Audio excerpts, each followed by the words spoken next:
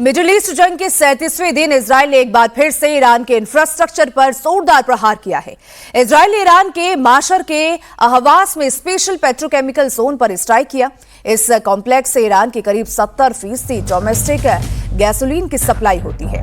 ये वो कॉम्प्लेक्स है जिसकी बदौलत ईरान में कार, ट्रक और जनरेटर्स को ईंधन मिलता है। लेकिन अब इजरायल ने ईरान के उसी अहम एनर्जी सेंटर को ही निशाना बनाया है और उसे निशाना बनाकर किस तरीके से तबाह कर दिया है। तस्वीरें आप अपनी स्क्रीन पर देख सकते हैं। धुएं का गुबार उड़ता हुआ नजर आ रहा है इस पेट्रोकेमिकल साइट से। ईरान के माशर की ये तस्वीरें, पेट्रोकेमिकल कॉम्प्लेक्स में ये धमाका इजरायल के लिए एक बड़ी जीत और ईरान को ये बड़ा झटका। ईरान के करीब 70% डोमेस्टिक जो गैसोलीन है वो इसी पेट्रोकेमिकल कॉम्प्लेक्स से आती है और ऐसे में जब इजरायल ने इस पर अटैक किया तो किस तरीके से ये धुआं हो गया, तस्वीरों में साफ नजर आ रहा है। ईरान का सबसे बड़ा पेट्रोकेमिकल सप्लाई कॉम्प्लेक्स तबाह कर दिया इजरायल ने और ईरान के करीब 70%, ये ईरान के लिए अहम इसलिए भी हो जाता है क्योंकि 70% जो बिजली है, जो तमाम चीजें हैं वो इसी पेट्रोकेमिकल कॉम्प्लेक्स से आती है और ऐसे में ईरान के लिए बड़ा झटका। तो जंग के 37वें दिन भी इजरायल एक के बाद एक हमला करता हुआ ईरान पर नजर आ रहा है और ईरान के लिए ये बहुत बड़ा झटका क्योंकि पेट्रोकेमिकल कॉम्प्लेक्स पर ये हमला किया है। ईरान में 70% डोमेस्टिक जो गैसोलीन है वो इसी पेट्रोकेमिकल कॉम्प्लेक्स से सप्लाई होती है और ऐसे में ईरान के एनर्जी सेंटर को भी इसमें काफ़ी ज़्यादा नुकसान पहुंचा है। ईरान के इंफ्रास्ट्रक्चर पर भी जोरदार अटैक इसे कहा जा रहा है। तो इजरायल ने ईरान के माशर पेट्रोकेमिकल फैसिलिटी पर कम से कम 25 एयर स्ट्राइक की है। इजरायल ने इस कॉम्प्लेक्स के अंदर इमाम आमिर कबीर करून, डोंटगियान और फर्ज एनर्जी और मारून कॉम्प्लेक्स में बम बरसाए हैं। इजरायल के हमले में इस कॉम्प्लेक्स में बिजली सप्लाई बाधित हुई है जिससे ईरान में जो 70% घरेलू गैसोलीन है इसकी सप्लाई करने वाले सेंटर को काफ़ी ज़्यादा नुकसान पहुंचा है। 3 तस्वीरों के जरिए आप देख सकते हैं किस तरीके से ईरान के सबसे बड़े पेट्रोकेमिकल कॉम्प्लेक्स को तबाह कर दिया गया इजरायल के द्वारा और करीब 25 एयर स्ट्राइक इस पर की गई और ईरान के एनर्जी इंफ्रास्ट्रक्चर को नुकसान पहुंचाया गया। तो ईरान के इंडस्ट्री पर किस तरीके से चोट इजरायल ने लगाई है इन तस्वीरों में देख सकते हैं। तो इजरायल ने ईरान के पेट्रो कॉम्प्लेक्स पर जो हमला किया है उसे लेकर इजरायली पीएम बेंजामिन नेतन्याहू का बयान भी सामने आ गया है। उन्होंने कहा है कि अमेरिकी सेना के साथ मिलकर उनकी सेना ने पहले ईरान के स्टील प्रोडक्शन की क्षमता को 70% तक नष्ट कर दिया और अब उसके पेट्रोकेमिकल प्लांट्स को भी निशाना बनाया है। नेतन्याहू ने यह भी कहा कि आईडीएफ ईरान को इसी तरह कुचलना जारी रखेगा। तो ये बड़ी खबर, जहां एक तरफ डोनाल्ड ट्रंप ने इस युद्ध को खत्म करने की बात कही थी, लेकिन अब 37वें दिन भी ये युद्ध और भी ज्यादा भीषण होता नजर आ रहा है और ऐसे में बेंजामिन नेतन्याहू की भी जो बातें हैं वो साफ ये संकेत देती है कि ये युद्ध फिलहाल खत्म नहीं होने वाला। बेंजामिन नेतन्याहू ने साफ कहा है कि ईरान के मिसाइल लॉन्चर को हमने उड़ाया है और आईडीएफ के हमले में बैलिस्टिक मिसाइल लॉन्चर तबाह हो गए हैं। इस लॉन्चर से इजरायल पर हो रहे थे लगातार हमले और आईडीएफ ने वीडियो भी जारी किया है, जो तस्वीरें आप अभी अपनी स्क्रीन पर देख रहे हैं। ईरान की स्टील प्रोडक्शन क्षमता का 70% नष्ट करने के बाद आज हमने उनके पेट्रोकेमिकल प्लांट्स पर हमला किया है। हम उन्हें कुचलना जारी रखेंगे। इजरायल ने आज ईरान के जिन पेट्रोकेमिकल कारखानों पर हमला किया है वो ईरान सरकार की कमाई का एक बड़ा सोर्स माना जाता है। इजरायल ईरान के सिर्फ इंफ्रास्ट्रक्चर को ही निशाना नहीं बना रहा, वो ईरान के मिलिट्री इंस्टॉलेशन को भी लगातार टारगेट कर रहा है। इजरायली एयरफोर्स ने ईरान के तब्रीज रीजन में उसके एक मोबाइल बैलिस्टिक मिसाइल लॉन्चर को हवाई हमले से उड़ा दिया। आईडीएफ ने इस हमले का वीडियो भी जारी किया है। आईडीएफ का कहना है कि इस मिसाइल लॉन्चर के नष्ट होने के बाद इजराइल पर हो रहे मिसाइल हमलों में कुछ कमी आएगी। तो ये बड़ी खबर, इस लॉन्चर से इजराइल पर लगातार हमले हो रहे थे और उस लॉन्चर को किस तरीके से तबाह किया है तस्वीरों में आप देख सकते हैं। ये जो वीडियो है, ये वीडियो आईडीएफ ने जारी किया है। आईडीएफ यानी कि इजरायली सेना ने ये वीडियो जारी किया और हमले में बैलिस्टिक मिसाइल लॉन्चर किस तरीके से तबाह हुआ है। तो इस लॉन्चर से ही ईरान बार बार इजराइल को टारगेट कर रहा था, बार बार निशाना बना रहा था और ऐसे में इजराइल ने ईरान की मिसाइल जो लॉन्चर है उसी को ही उड़ा दिया है। तो बैलिस्टिक मिसाइल लॉन्चर है जिसे आईडीएफ ने यानी कि इजरायली जो सेना है उसने तबाह कर दिया है और यही मिसाइल लॉन्चर है, बैलिस्टिक मिसाइल लॉन्चर, जहां से ईरान एक के बाद एक इजराइल पर हमले कर रहा था और ऐसे में इजराइल के लिए बड़ी जीत कहा जा सकता है। हालांकि इजराइल ने ईरान के एक बैलिस्टिक मिसाइल लॉन्चर को जो उड़ाया है उसकी तस्वीरें उन्होंने जारी की है। आईडीएफ ने तस्वीरें जारी की और किस तरीके से बैलिस्टिक मिसाइल लॉन्चर को हमले में नष्ट कर दिया है।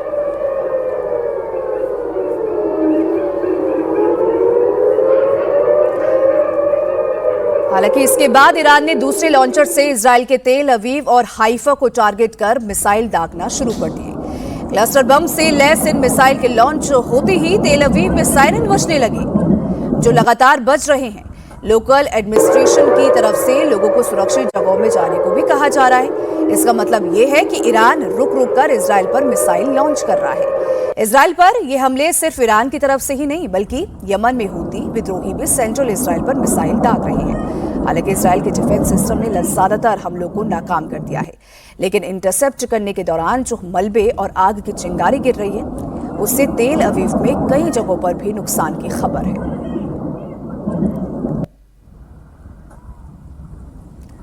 तो तस्वीरें आप देख सकते हैं।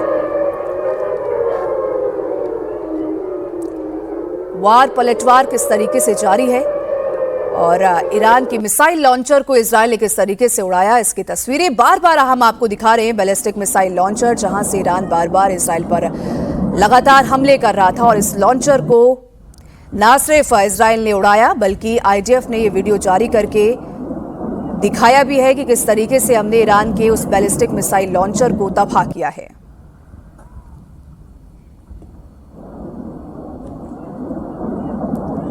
तो ईरान की तरफ से इसी लॉन्चर से बार बार हमले इजराइल पर किए जा रहे थे। तो तेल अवीव के अलावा इजराइल के हाइफा शहर में भी ईरान की तरफ से हमला हुआ है। हालांकि इजरायली सेना ने इन मिसाइल को इंटरसेप्ट कर लिया, जिससे कोई बड़ा नुकसान नहीं हुआ है। तो जहां इजराइल ईरान पर एक के बाद एक हमले कर रहा है, बैलिस्टिक मिसाइल लॉन्चर को तबाह कर दिया, अब ऐसे में ईरान भी रिटेलिएट करता हुआ, पलटवार करता हुआ नजर आ रहा है। तो ईरान ने भी इजराइल पर हमला करने की एक तरीके से कोशिश की, लेकिन इजराइल की तरफ से ये कहा जा रहा है कि उन्होंने इन हमलों को नाकाम कर दिया, इंटरसेप्ट कर दिया। ईरान युद्ध के बीच अमेरिकी सरकार ने बड़ा एक्शन लिया है। अमेरिका ने ईरान के पूर्व कमांडर कासिम सुलेमानी की भतीजी का ग्रीन कार्ड कैंसिल कर दिया है। अब उन्हें अमेरिका छोड़ना होगा।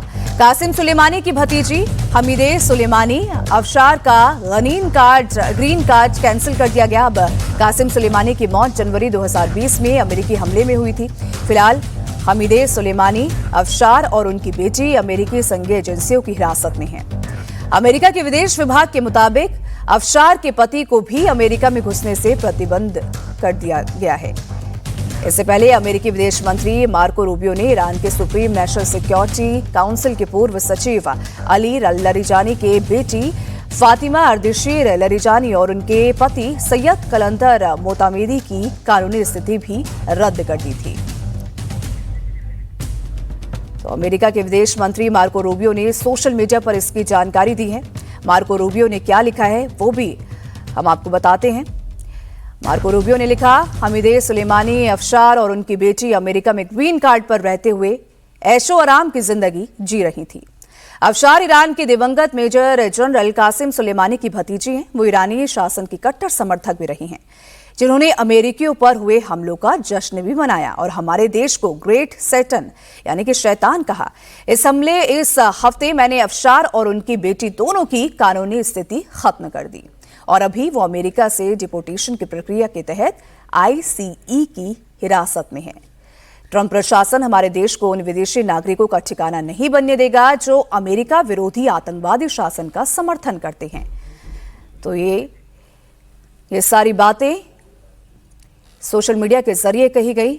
मार्को रूबियो के द्वारा ये बताया गया कि क्यों आखिर उन्होंने ये बड़ा फैसला लिया और क्यों हमीदे सुलेमानी की जो भतीजी है उनको प्रतिबंध किया गया। तो ये सारी बातें उन्होंने सोशल मीडिया के जरिए की। हमीदे सुलेमानी अफशार और उनकी बेटी अमेरिका में ग्रीन कार्ड में रह रही थी, जिसके बाद उन्होंने बड़ा फैसला लेते हुए रद्द कर दिया। तो मिडिल ईस्ट में जारी जंग अब आम लोगों और टेक्निकल साइट तक पहुंचती हुई दिख रही है। IRGC ने यह दावा किया है कि उसने दुबई में ओरेकल के एक डेटा सेंटर को निशाना बनाया है। यह दावा ऐसे समय में आया है जब ईरान और अमेरिका के बीच जंग लगातार बढ़ रही है। दुबई ने भी इस हमले की पुष्टि की है। खुद दुबई के अधिकारियों ने कंफर्म किया है कि टेक कंपनी ओरेकल की बिल्डिंग पर ईरानी मिसाइल से अटैक हुआ है। राहत की बात यह रही कि किसी के घायल होने की खबर इसमें नहीं आई है। दुबई जैसे बड़े टेक और बिजनेस हब में डाटा सेंटर पर हमला होने से इंटरनेट सेवाएं, क्लाउड सिस्टम और कई डिजिटल प्लेटफॉर्म प्रभावित हो सकते हैं। 3 दिन पहले ही ईरान ने बहरीन में स्थित अमेज़न के डाटा सेंटर पर भी हमला किया था और यह हमला अमेरिकी टेक कंपनियों से जुड़े ठिकानों पर किए जा रहे हैं। हमलों की एक कड़ी जो है ये भी बताया जा रहा है कि इसमें माइक्रोसॉफ्ट, एप्पल, गूगल और मेटा जैसी बड़ी कंपनियों का नाम भी सामने आया है। तो अमेरिका और इजराइल के हमले का ईरान जोरदार तरीके से अब जवाब देता हुआ नजर आ रहा है। ईरान ने खाड़ी देशों में अमेरिकी ठिकानों पर ड्रोन अटैक करना अब शुरू कर दिया है। ईरान ने इन हमलों में अराश 2 ड्रोन का इस्तेमाल किया है। ईरान ने UAE में अमेरिका से जुड़े रडार सिस्टम को भी तबाह कर दिया है और साथ ही कुवैत के एल्यूमिनियम साइट को भी टारगेट किया है। तो एक के बाद एक इस तरीके से ईरान पलटवार करता हुआ नजर आ रहा है। तस्वीरों में आप देख सकते हैं कुवैत पर हमला किया।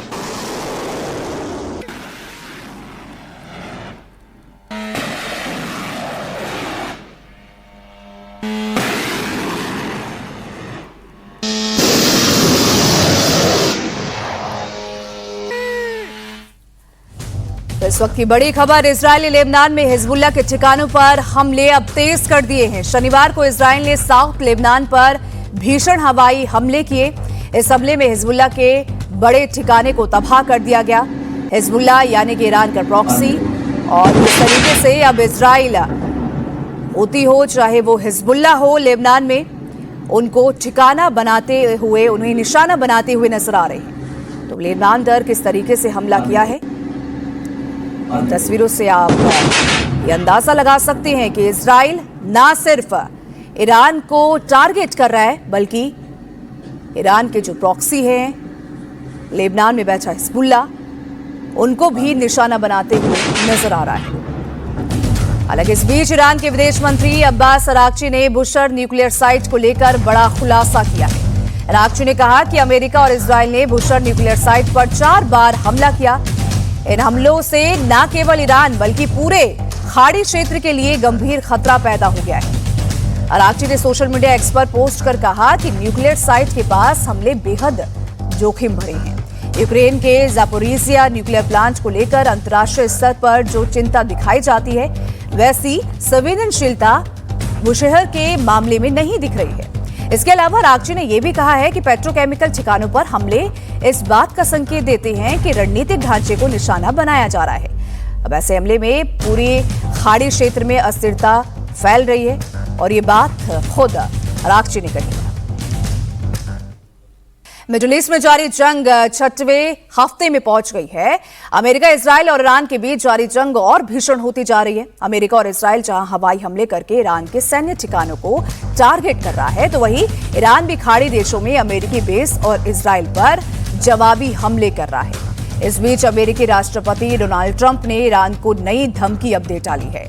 ट्रंप ने ईरान को 48 घंटे में स्ट्रेट ऑफ हॉर्मुज को खाली करने को कहा है। ट्रंप ने कहा कि अगर ईरान ऐसा नहीं करता है तो ईरान के पावर प्लांट पर हमले होंगे, ईरान के पावर प्लांट को निशाना बनाया जाएगा और साथ ही ईरान की तबाही तय होगी।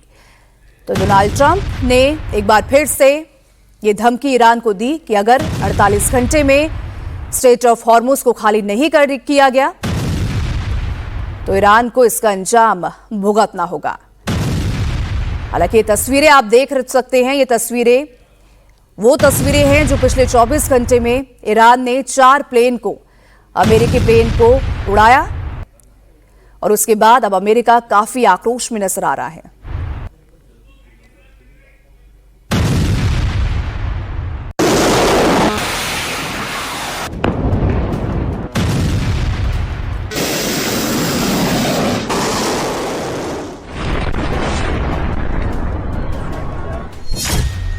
और 48 घंटे में हॉर्मुज खोलो, नहीं तो तबाही मचा देंगे।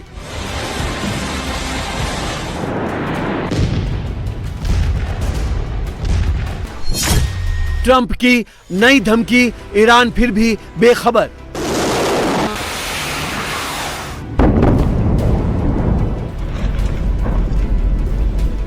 अमेरिकी राष्ट्रपति डोनाल्ड ट्रंप की ईरान को यह सबसे लेटेस्ट धमकी है। ट्रंप ने ईरान को स्ट्रेट ऑफ हॉर्मुज खोलने के लिए 48 घंटे का अल्टीमेटम दिया है। सोशल मीडिया ट्रूथ पर ट्रंप ने पोस्ट कर कहा कि समय खत्म हो रहा है। स्ट्रेट ऑफ हॉर्मुज खोलने के लिए पहले ईरान को 10 दिन की मोहलत दी थी, लेकिन अब सिर्फ 48 घंटे बचे हैं। ईरान अगर इस डेडलाइन में हॉर्मुज नहीं खोलता है तो ईरान पर अमेरिका कहर बनकर टूटेगा, उसके एनर्जी ठिकानों को तबाह कर दिया जाएगा।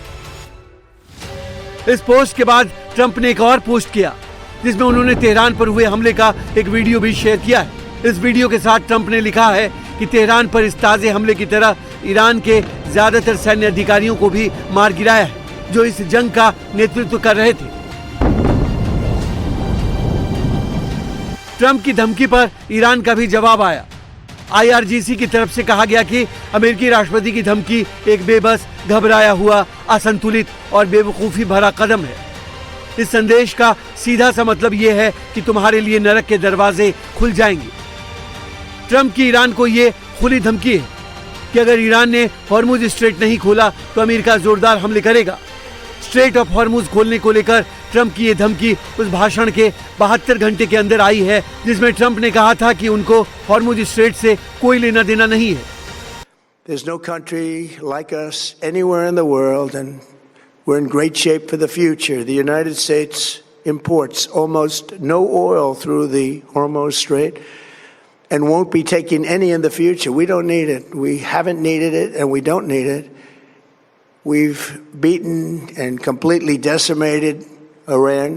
They are decimated, both militarily and economically and in every other way. And the countries of the world that do receive oil through the Hormuz Strait must take care of that passage. They must cherish it. They must grab it and cherish it. They can do it easily. We will be helpful, but they should take the lead in protecting the oil that they so desperately depend on and has been essentially decimated. The hard part is done, so it should be easy. And in any event, when this conflict is over, the Strait will open up naturally. It'll just open up naturally. They're going to want to be able to sell oil because that's all they have to try and rebuild it.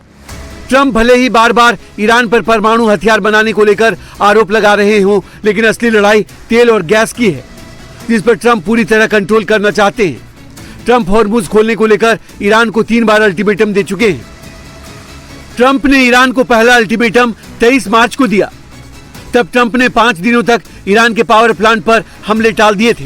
Trump ने दूसरा ultimatum 26 मार्च को 10 दिन के लिए दिया। इस बार भी power plant पर हमले रोकने का भरोसा दिया। और ट्रंप ने तीसरा और फाइनल अल्टीमेटम 4 अप्रैल को 48 घंटे के अंदर हॉर्मुज खोलने का दिया है। ट्रंप के 3 अल्टीमेटम के बाद भी ईरान अपने दावे पर कायम है। अभी भी स्ट्रेट ऑफ हॉर्मुज पर ईरान का पूरा कंट्रोल है। राष्ट्रपति ट्रंप कई बार ये दावा कर चुके हैं कि ईरान के पास अब न एयरफोर्स बची है और न navy. Objectives are very simple and clear. We are systematically dismantling the regime's ability to threaten America or project power outside of their borders. That means eliminating Iran's navy, which is now absolutely destroyed, hurting their air force and their missile program at levels never seen before, and annihilating their defense industrial base. We've done all of it. Their navy is gone, their air force is gone, their missiles are just about used up or beaten. लेकिन war zone में America को हो रहे एक के बाद एक नुकसान कुछ और ही कहानी बयां कर रहे हैं। ईरान ने 3 अप्रैल को अमेरिका के F-15 फाइटर जेट और A-10 अटैक एयरक्राफ्ट को मार गिराया। इस हमले में एक पायलट को बचा लिया गया, दूसरे की तलाश जारी है। F-15E जेट के पायलट को रेस्क्यू करने के लिए भेजे गए ब्लैक हॉक हेलीकॉप्टर को भी ईरान ने निशाना बनाया। इसके बाद तो ईरान ने जैसे अमेरिकी फाइटर जेट्स और ड्रोन को मार गिराने या नुकसान पहुंचाने की झड़ी सी लगा दी که باید آن را جمعه سیاه و خفتبار برای دشمنان آمریکایی و صهیونیستی نامید، سامانه نوین پدافند هوایی نیروی قهرمان هوافضای سپاه، یک جنگنده فوق پیشرفته نسل 5 F-35 آمریکا، 3 پهپاد راهبردی MQ-9 و هرمس و 2 موشک کروز پنهانکار، پدافند نیروی زمینی سپاه با سلاح‌های در اختیار، یک جنگنده پیشرفته A-10 و 2 بالگرد بلک هاک و همچنین دلاورمردان نیروی پدافند هوایی ارتش، یک جنگنده پیشرفته A-10 را تحت هدایت و کنترل شبکه یکپارچه پدافند هوایی کشور مورد اصابت قرار دادند. ऐसे में अब दुनिया भर में इस बात की चर्चा तेज हो गई है कि आखिर ईरान के पास ऐसा कौन सा सीक्रेट वेपन है जिससे उसने यूएस के इतने सारे फाइटर जेट्स को तबाह कर दिया। IRGC ने ईरान के इस नए एयर डिफेंस सिस्टम का भी खुलासा कर दिया है। ईरान का ये अचूक हथियार है Majid missile. Majid missile Iran का एक आधुनिक एयर डिफेंस सिस्टम है। इसे दुश्मन के विमान और ड्रोन को गिराने के लिए बनाया गया है। ईरान ने माजिद सिस्टम को 2021 में पहली बार दुनिया को दिखाया था। ये पूरी तरह से ईरान का स्वदेशी सिस्टम माना जाता है। इस सिस्टम में 4 मिसाइल लॉन्चर होते हैं जो अलग अलग टारगेट पर हमला कर सकते हैं।